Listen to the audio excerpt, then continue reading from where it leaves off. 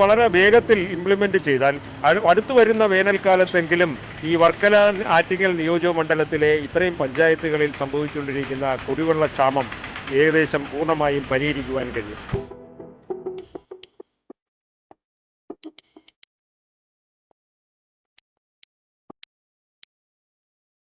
Jal Jeevan mission പദ്ധതിയിൽ ഉൾപ്പെടുത്തി നിർമ്മിച്ച വാട്ടർ ടാങ്ക് ഉപയോഗശൂന്യമായി തുടരുന്നുവെന്ന പരക്കെ ആക്ഷേപം.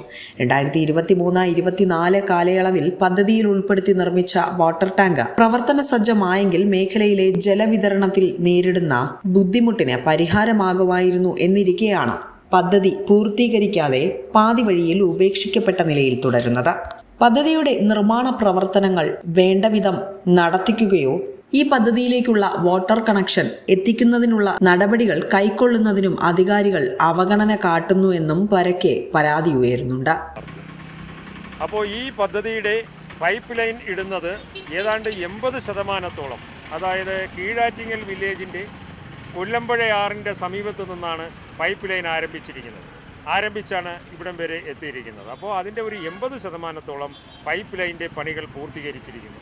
അപ്പോൾ ഇതിൻ്റെ പ്യൂരിഫിക്കേഷൻ, അതായത് വാമനപുരം നദിയുടെ ഭാഗത്തുള്ള കൊല്ലമ്പുഴ ആറിൻ്റെ സമീപത്തു നിന്നും വെള്ളം പമ്പ് ചെയ്ത് ഞെക്കാട് PHCക്ക് അടുത്തുള്ള സ്ഥലത്താണ് ട്രീറ്റ്മെൻറ്റ് പ്ലാന്റിൻ്റെ പണി ഏതാണ്ട് 85% പൂർത്തീകരിച്ചിരിക്കുന്നത്. ഈ കുറച്ച് പെയിൻറ്റിങ് അങ്ങനെ തുടങ്ങിയ കാര്യങ്ങൾ അന്വേഷണത്തിൽ അതുമാത്രമാണ് അവശേഷിക്കുന്നതെന്നാണ് അറിയുവാൻ കഴിഞ്ഞത്.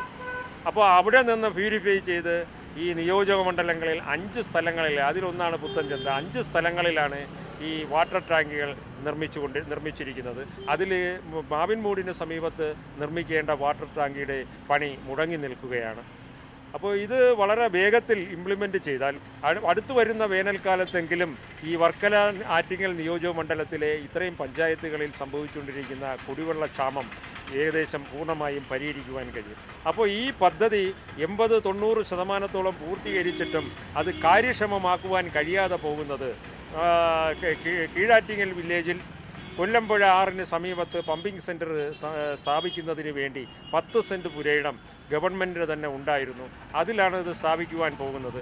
എന്നാൽ റോഡിൽ നിന്നും ആ 10 സെൻറ്റ് പുരയിടത്തിലേക്ക് കടക്കണമെങ്കിൽ അതിന് മുന്നേ പ്രൈവറ്റ് വസ്തുവായ ഒരു 4 സെൻറ്റ് കിടപ്പുണ്ട്.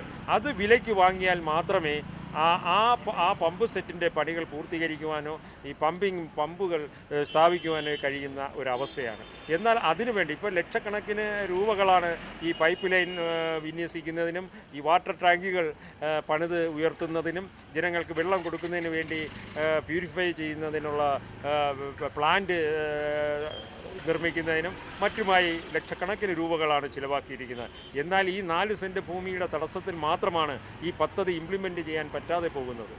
2 നിയോജക മണ്ഡലങ്ങളിൽ ഉൾപ്പെടുന്ന 6 പഞ്ചായത്തുകളിലും അനുഭവപ്പെടുന്ന കുടിവെള്ള ദൗർലഭ്യമാണ് ഈ പദ്ധതി പ്രവർത്തന സജ്ജമായാൽ പരിഹരിക്കപ്പെടുന്നത്. പമ്പിംഗ് സെന്റർ സ്ഥാപിക്കുന്നതിന് വേണ്ടി പദ്ധതി ആവിഷ്കരിക്കേണ്ട ഗവൺമെന്റ് ഭൂമിയിലേക്ക് വഴി ആവശ്യത്തിലേക്കായി 4 സെന്റ് സ്വകാര്യ വസ്തു വാങ്ങാനുള്ള നടപടികൾ പൂർത്തിയാക്കാത്തതാണ് ഇതിൽ നേരിടുന്ന കാലതാമസത്തിന് കാരണമാകുന്നത്.